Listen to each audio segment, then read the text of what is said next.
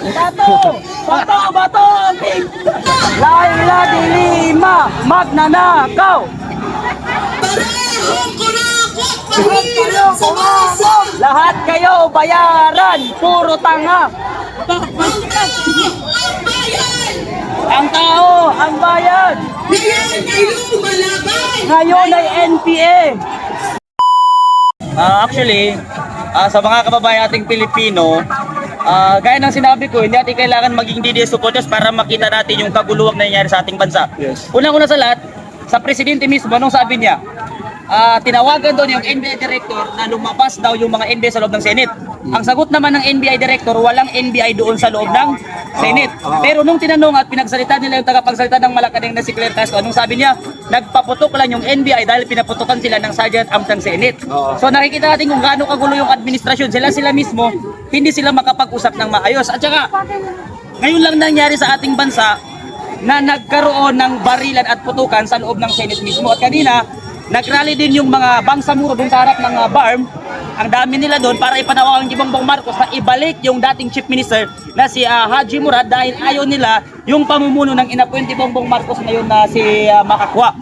So ngayon mga kababayan, hindi lang yung BARM ang nagugulo, kung hindi ang buong bansa natin sa Pilipinas ang nagkakagulo dahil sa administrasyong ito. Pero sir, marami nagsasabi at ang nangyaring tension na yun para daw hindi makapasok ito o hindi matuloy ang impeachment ng BP Sara? Hindi yun ginawa ng Duterte Alliance para hindi matuloy ang impeachment. Kasi unang-una sa lahat, mas marami pa rin yung majority kaysa sa minority. So hindi pa rin uubra yung impeachment dahil nakikita natin wala namang matibay na ebidensya para ma-impeach ang pangalawang presidente natin.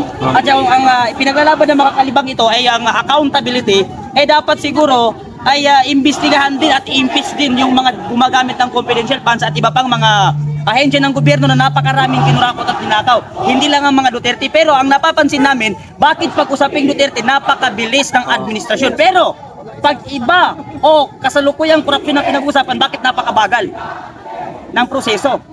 So saan doon ang accountability doon? Saan doon ang due process? Unang-una sa lahat mga kababayan, kung merong kaso ang isang political officer dito sa ating bansa, dapat dumaan muna siya sa paglilitis sa ating korte. Pag napatunayan sa ating korte na meron siyang kaso, ang Supreme Court ang magdesisyon kung ito bang nagkasalang Pilipino o isang political official ay kailangan dalhin sa International Criminal Court. Pero ang ginawa ng administrasyon, kinuha ang isang politiko at agarang dinala sa ICC nang walang paglilitis sa ating korte. So mali po yun sa suklam po yun o kabubuhan yun sa jurisdiction ng ICC. Mali po yung ginawa na yun kapatid, okay? Pero ngayon sir, ngayon yata papalitan ng SP, Senate President na si Alan Peter Cayetano. Malalaman ho natin din sir kung magkukudita po sila ulit, pero mas lamang pa rin yung Duterte Alliance kaysa sa kanila. Kasi unang-una nung bumoto, 9 lang sila, di ba? Kaya napalitan yung Senate President at 13 yung bumoto naman sa kay Peter Cayetano. Kaya kung magkakaroon ulit ang kudita, hindi natin malalaman kung merong babaliktad, pero mas lamang pa rin yung majority ngayon sila Cayetano kung magkaroon man ng kulang kung wala si Bato de la Rosa. Lamang pa rin sila, 12 pa rin sila. Hindi kaya dahil nangyayari ito, wag lang mabuksan ang usapin sa flood control? Actually, hindi natin alam. Kasi ngayon natakpan na yung usapin sa flood control. Dahil ang ginagawa ng administrasyon ngayon ay nagbibigay sila ng kung ano-anong issue para pagtakpan yung totoong nangyayari sa ating bansa. Anong mensahe nyo ngayon, sir? Ang mensahe lang natin sa mga Pilipino, sana magising tayo at huwag tayo magbingi-bingi at magbulag-bulagan sa nangyayari sa ating bansa. So yun po, maraming salamat. Okay, thanks sir. Laila de Lima, magnanakaw! Lahat kayo bayaran, puro tanga! Ang tao, ang bayan! Ngayon ay NPA! Convict Sara now! Duterte, parang! Okay na na. Please delay. Kaya may isog man pa.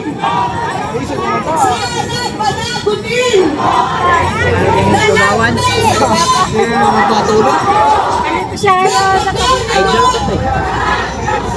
Nagmapagaw. Ayan na si Bato, lumabas na. Bato! Bato! Bato! Pig! Bato! Bato! Bato! Bato! Pig! Dalin sa hig! Bato! Galing ng kumupya sa ano. Bato! Bato! Bato! Bato! Pig! Corn beef! Ayan si Bato, oh, lumabas na oh. Na ako.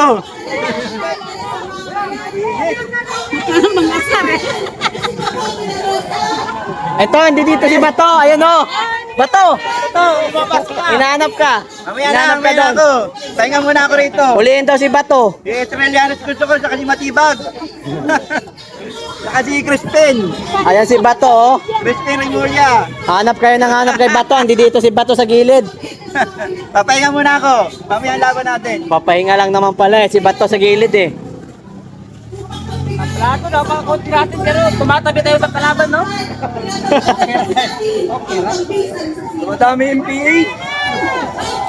Paano hindi dadami? Suportado ng administrasyon.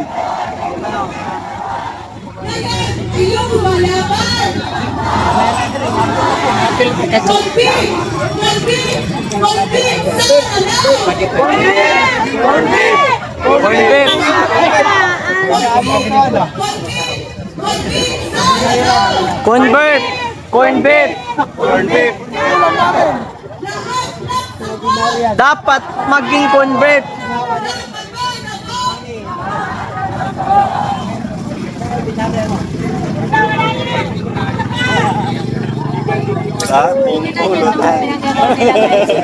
Ginagawa ng one card si Bato de la Rosa kahit hindi pa siya na-convict. Ano? Ganyan ang nakakangkokin. News. Corn beef!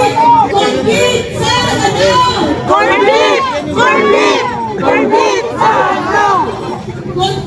Sigaw natin yung ano, ang tao, ang bayan, ngayong na NPA.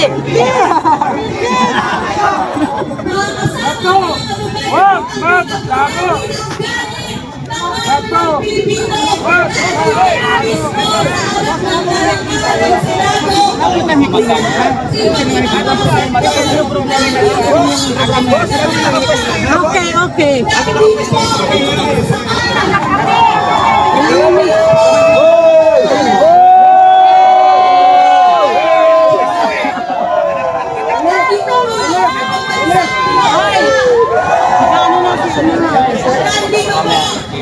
Oh, tama.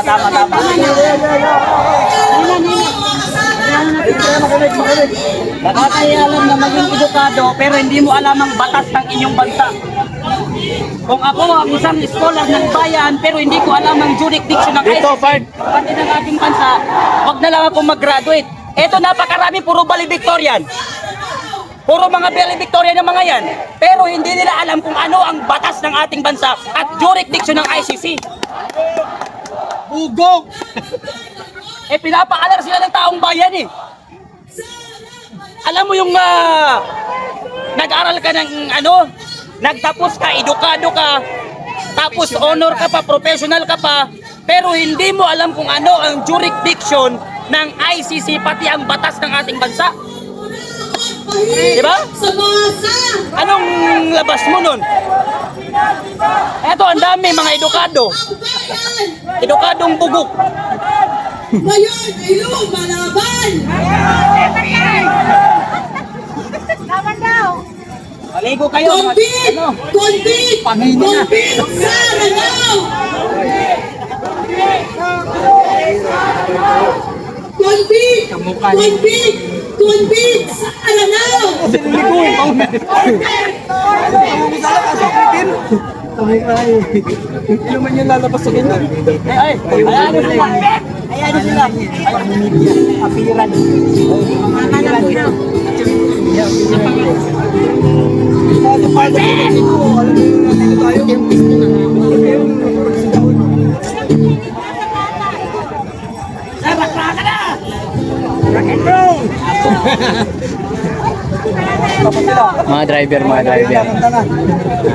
Mga driver.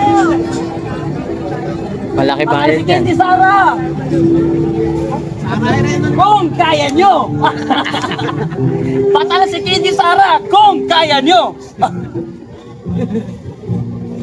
Kita-kits sa 2028. Marami na namang tukhang. ang ating isi-celebrate. Convict sa Ranal! Corn beef! Corn beef! Convict sa Ranal! Corn beef! Corn beef! Kaya, Lahat ng sangkot dapat Kasama sila makagot. na dilema yan. Tapos Pati si Raul Manuel. pinag-iba. Parehong kurakot, mahirap sa masa. Ibalik mahirap, wag lang, NPA! Sa harapan ng gubi.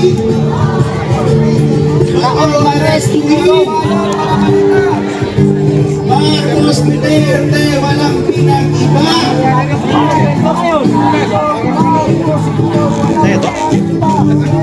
isa lang muna.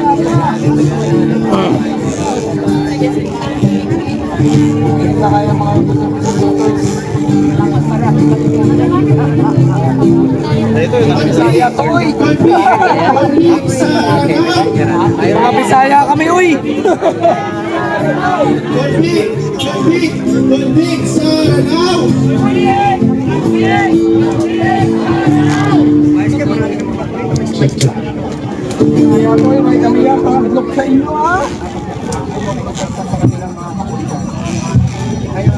Corn beef!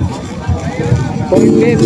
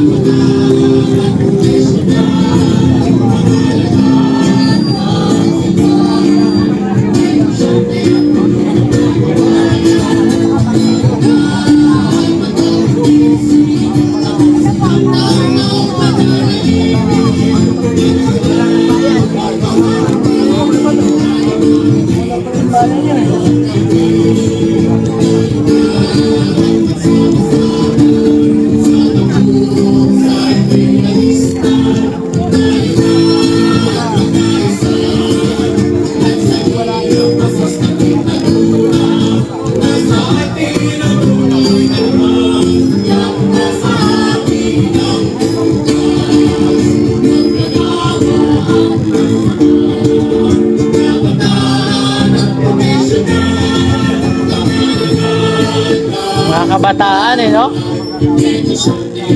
Wala pa alam sa realidad yan. Wala yung nakot lang yan.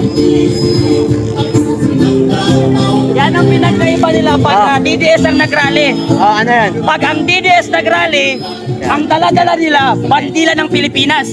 Pero pag ibang grupo ang nagrally, bandila ng party list nila ang dala-dala nila.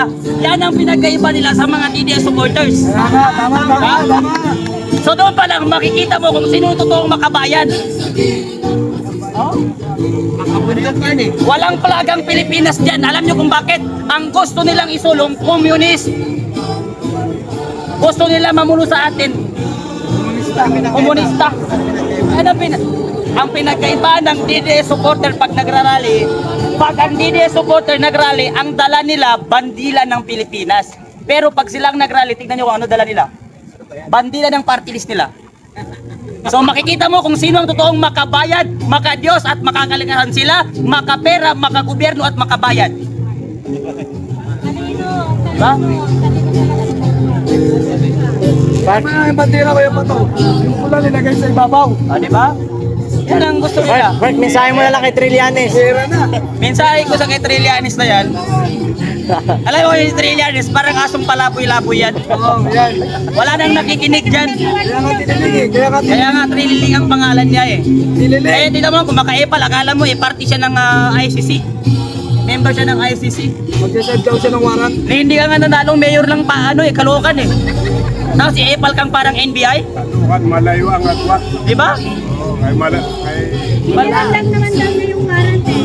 Masaya sana ako kasi akala ko flag ng Pilipinas. Hindi pala. Mga kabataan pa. Katuringan kabataan, pag-asa ng ano.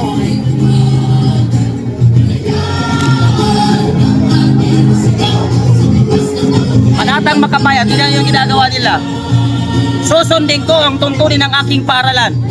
tutuparin ko ang tungkulin ng isang mamamayang makabayan. Maka-Diyos, makakalikasan, makatao at makabansa.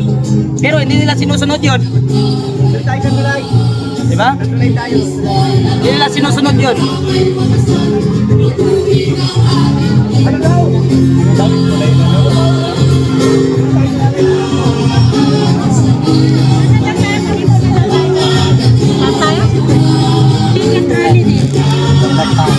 Sorry.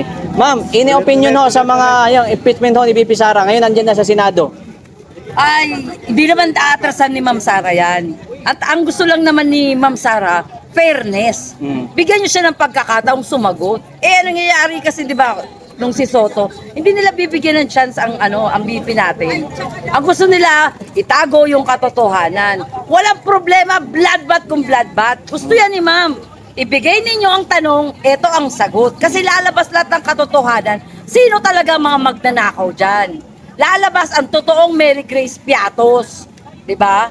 Ang ano lang naman dyan ngayon sa ginagawa nila, nakita natin, si SP so ano na ngayon, Cayetano na ngayon, okay na yun.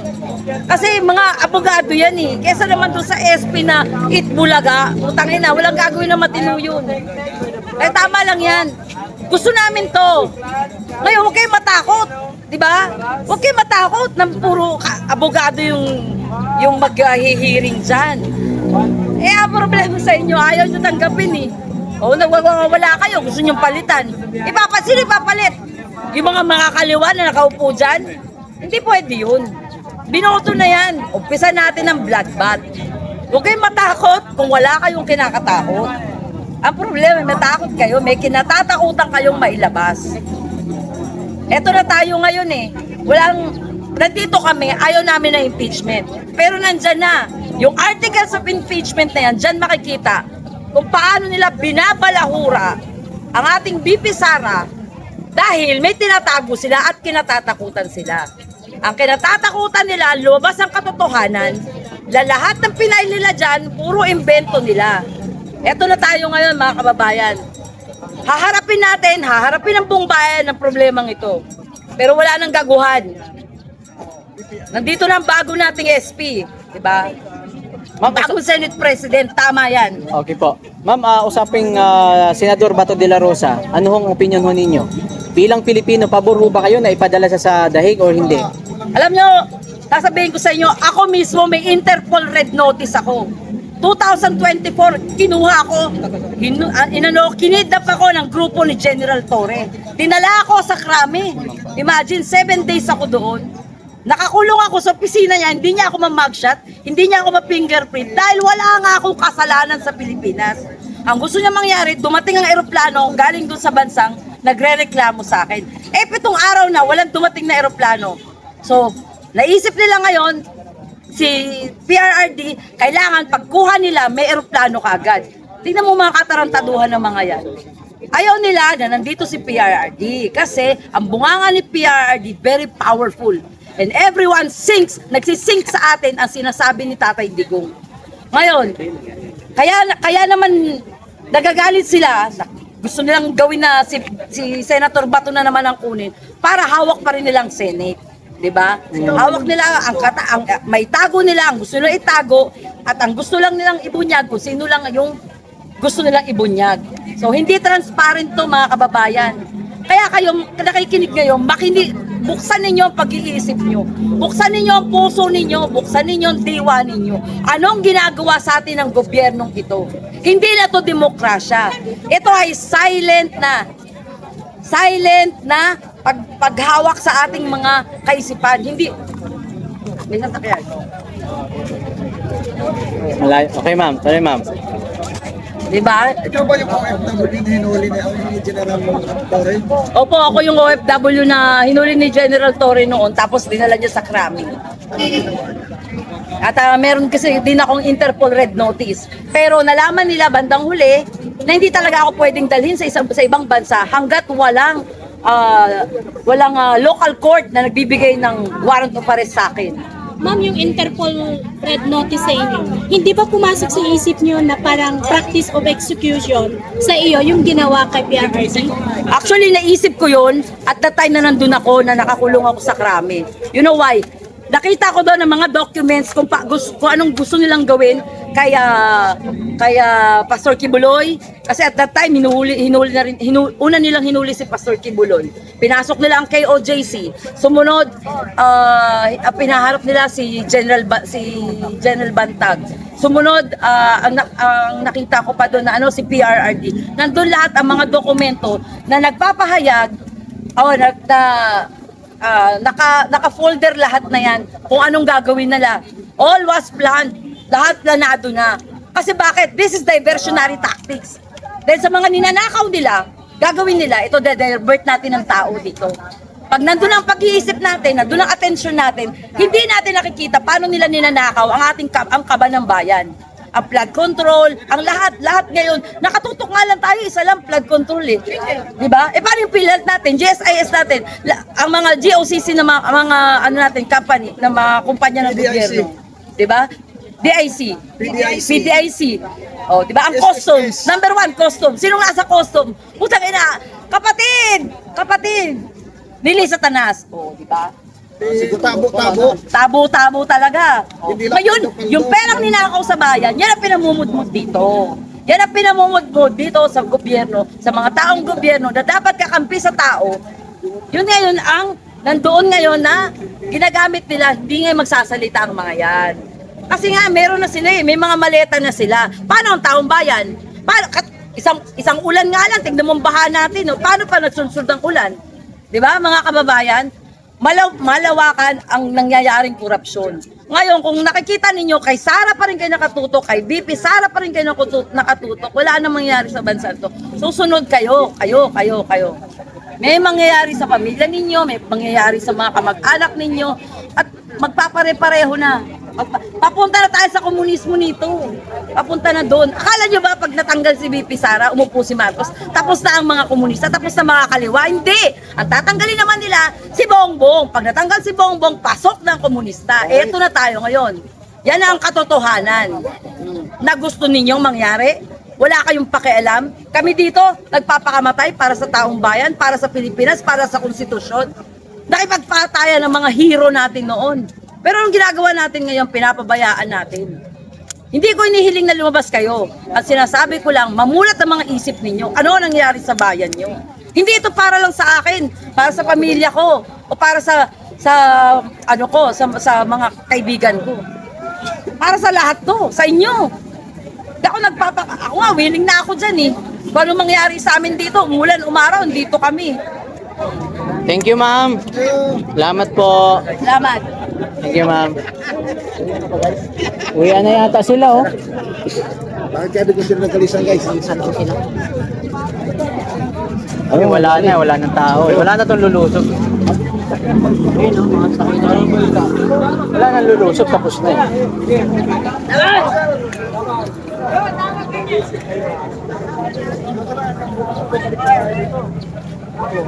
Tama natin yun, kuya, sa pa. Boy! Wala ka na. Ang gas ka. Sakit na ng paa ko.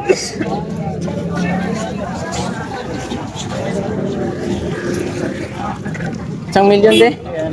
Dito pa kami. 1 million na naman. 1.5 na nga yun eh. Sakit na ng paa ko, Diyos ko Lord. Oo, basang-basa ako.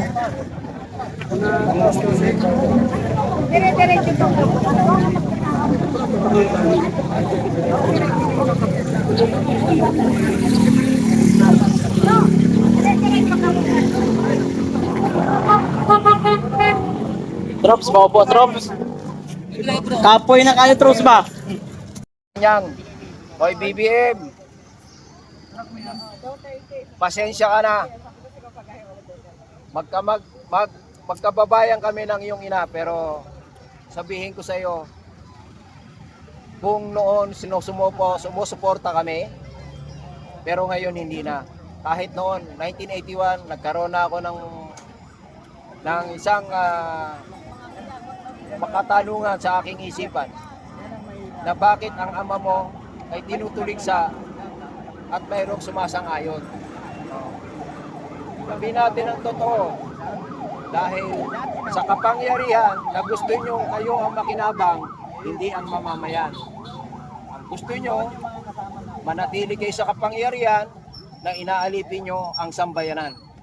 Ipinakikita ninyo doon sa mga aliado ninyo na kayo ay siyang dapat na paniwalaan, hindi ang mamamayan. Naupo ka sa isang kapangyarihang bilang Pangulo dahil ibinoto ka ng taong bayan, dahil kay BP Inday Sara Duterte. At yan ay hindi mo maaalis yan sa kaisipan ng mamamayang Pilipino. Kaya yung mga makakaliwa na may ideolohiyang pansarili na kapag nagkasala ay hinuhusgahan kaagad at hindi dumadaan sa tamang proseso, yan ay estilo ng mga teroristang grupo. O mga party list, Akbayan, Kabataan, Gabriela, anong ginagawa ninyo sa kabataan? Ginagawa ninyong alipin sa paniniwala na para sila ay inyong makuha ang kanilang kaisipan sa pamamagitan ng manipulasyon na para makurap ang kanilang kaisipan. So, ang Ayan si Bato. Dito si Bato. Ayan na. Nakita na si Bato. Ayan. Bato! Wag magtago! Andito si Bato. Ayan o. Dito lang ako. Hindi nagtatago si Bato. Ayan o. Dito lang ako Ito si Bato. Ayan o. Tago. Bato, lumabas ka na Bato! Kasama! Kasarap na tagado! Pagsigawan natin! Alam kaya talo! Inday Sara! Kasama to! Wag magtago! Bato, Bato. Sabi nila, huwag ka daw Hindi ako magtago. nagtatago! Ha? Nandito lang ako! Anong masasabi mo? Huwag ka daw magtago. Wala, hindi kami nagtatago. Dito lang. Pilipinas lang. Andiyan si Bato. Oh. Nagre-relax lang. Oh. Dinadaanan lang ako. Ayan, si Nahanap Bato. nila si Bato. Andito lang si Bato.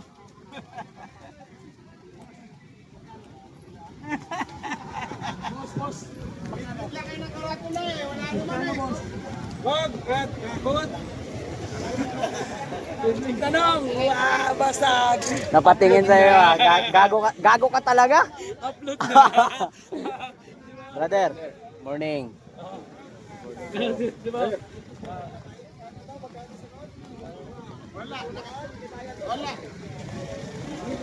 Nagtatago eh! Naka-Christmas!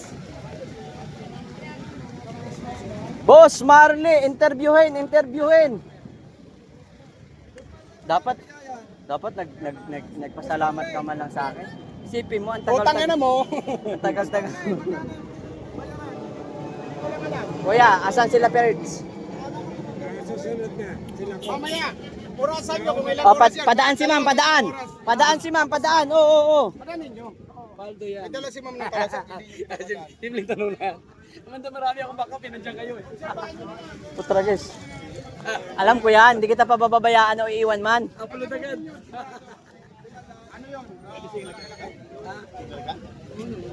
Sige naman pala dito eh. Baka masaksak tayo dito. Hindi ba?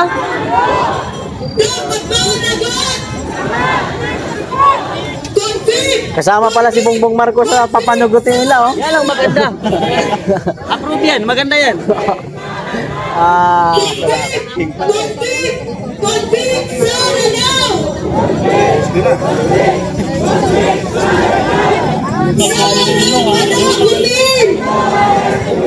Sana panagutin! Bakit baka? Wag magtagot! Mga classmate mo to, landyan ah. Baka kasi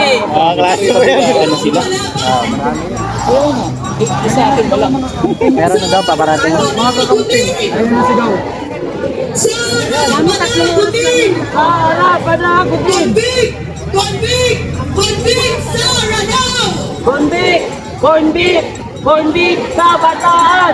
Convict! Convict! Convict! Oras ba nila yan? Kayari ka dyan. Lahat ng sangkot! Lahat ng sangkot! Dapat managot! Kasama si Renico! Marcos Duterte! Walang pinag-iba! Ibaba! Bigyan ako yung nag-boom sa bigyan ako ng bakla. Yung mga bakla din. Bigyan na. Para saan yung bakla? Pagkain. Yung payo ko. Corn beef. Ito yung mga lefties kung tawagin.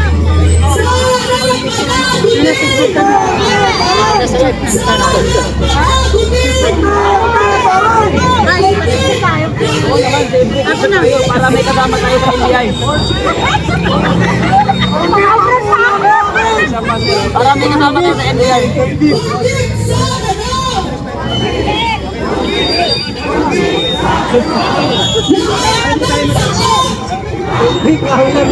Ulam mo kanina.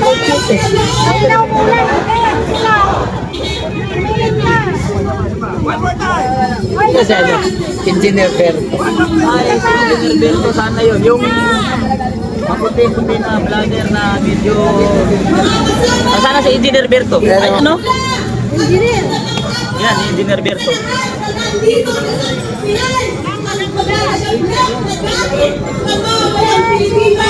Andito si Bato! Andito si Bato! Andyan si Bato. Oh. Si Bato. Oh. Lumabas si Bato. Ayan si Bato, lumabas na.